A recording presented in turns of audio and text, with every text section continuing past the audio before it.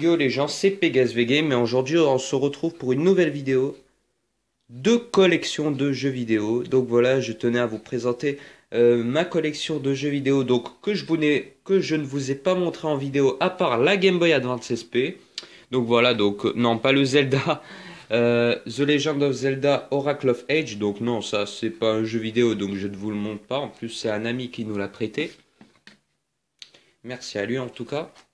Donc, dans ces Pégase, bon, je vais nommer Pégase achat, on va dire entre guillemets.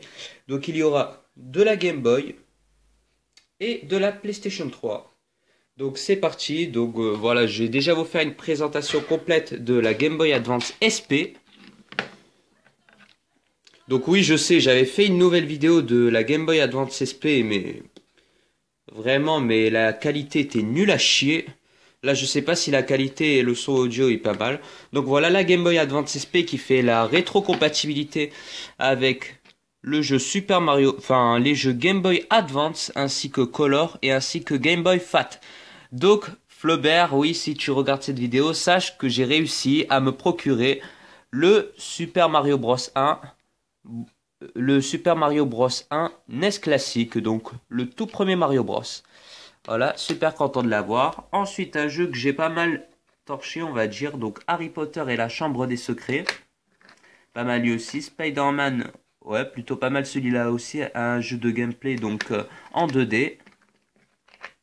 Eragon, un bon jeu RPG où vous maniez trois personnages. Donc, Eragon ainsi que deux autres personnages, mais je sais plus exactement leur prénom. Donc, vous avez des arcs de chasse, des épées. Vous devez battre des ennemis, ainsi de suite. C'est ça ce qui fait la force de ce jeu. Pokémon Bleu, toujours pas testé, mais bon, je sais à quoi va ressembler à Pokémon Bleu, je vais bientôt me le torcher. Batman Forever, la jaquette est bien niquée.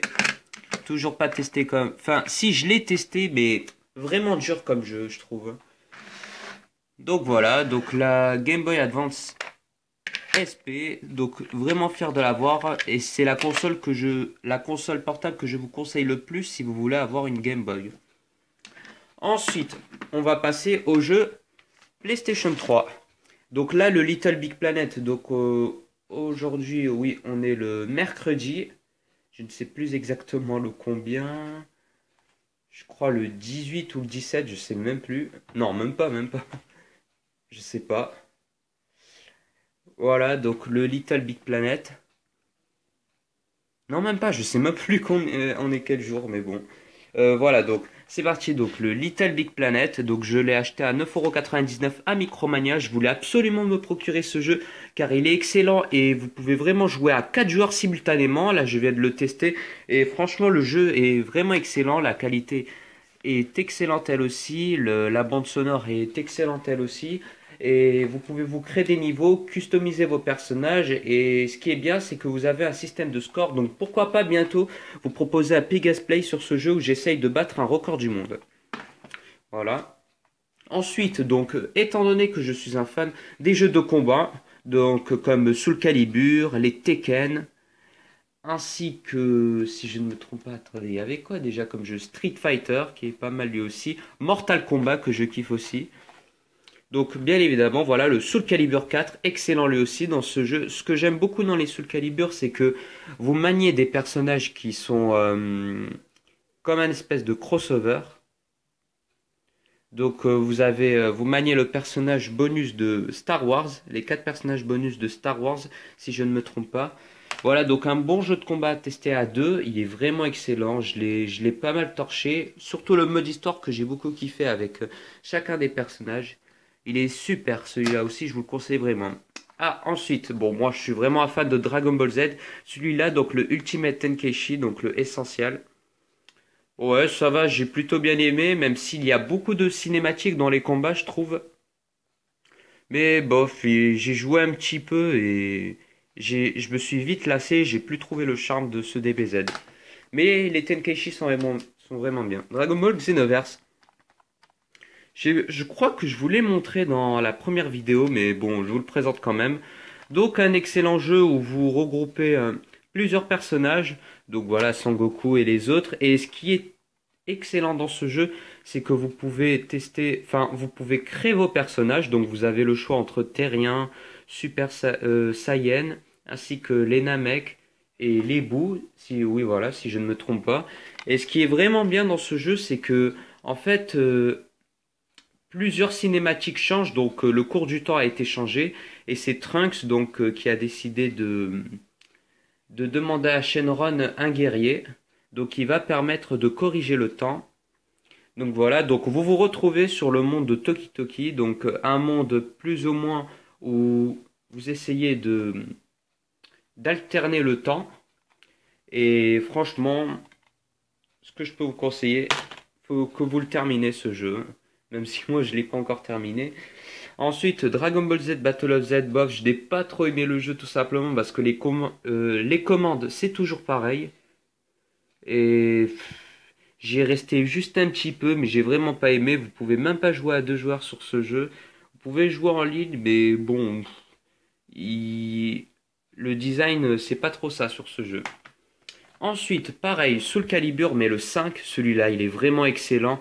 Mais ce que je trouve vraiment dommage sur ce jeu, c'est que, bon, si, le mode histoire est bien, mais même s'il est très court, et ce qui est vraiment bien, c'est, enfin, le petit défaut que je reprocherais, c'est que vous pouvez dans ce jeu faire jusqu'à 60 secondes maximum, et vous pouvez pas faire illimité sur un seul combat.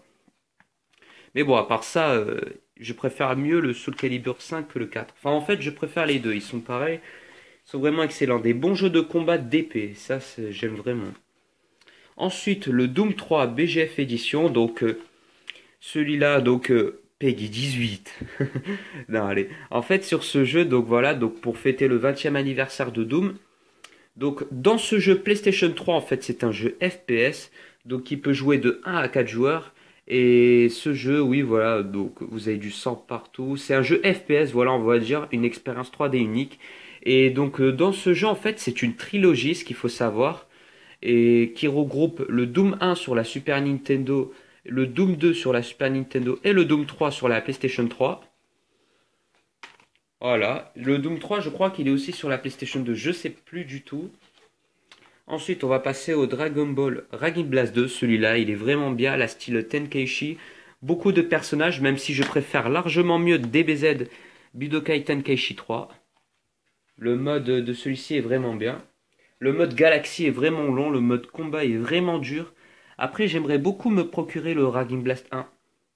Le 2, voilà, donc il est excellent. Et ce qui est bien, c'est que vous pouvez regarder des vidéos aussi. Et donc, il y a le film, donc Dragon Ball Raging Blast 2. C'est oui, un film où il y a Hachiyak. Vous avez plusieurs personnages bonus sur ce jeu, c'est ça qui est vraiment bien. Vous avez par exemple Broly Super Saiyan 3 ainsi que Vegeta Super Saiyan 3, ce que vous n'avez pas dans les autres jeux. Et ce que je trouve mieux avec le Raging Blast 2, parce que moi personnellement je préfère mieux Raging Blast 2 que Dragon Ball Xenoverse. En fait, le petit défaut que je reprocherais à Xenoverse, c'est que dans Dragon Ball Z Xenoverse, vous n'avez pas vraiment les transformations complètes d'un personnage. Par exemple, vous avez Freezer normal, ensuite Freezer forme finale. Dans Dragon Ball Raging Blast 2, non, vous avez Freezer première forme, deuxième forme, troisième forme. Et c'est ça ce que je trouve vraiment dommage dans Xenoverse, c'est qu'il n'y a pas toutes les transformations complètes du personnage. Après, il n'y a rien à dire pour Tenkaichi 3 qui, lui, a vraiment beaucoup de personnages et de niveaux. Et je l'avoue que Tenkaichi 3 se rapproche plus de l'animé en fait. Donc voilà, donc c'est tout pour c'est Pegasacha. J'espère que cette vidéo vous aura plu. Voilà, donc n'hésitez pas à bombarder cette vidéo de likes. Sur ce, à plus. Ciao.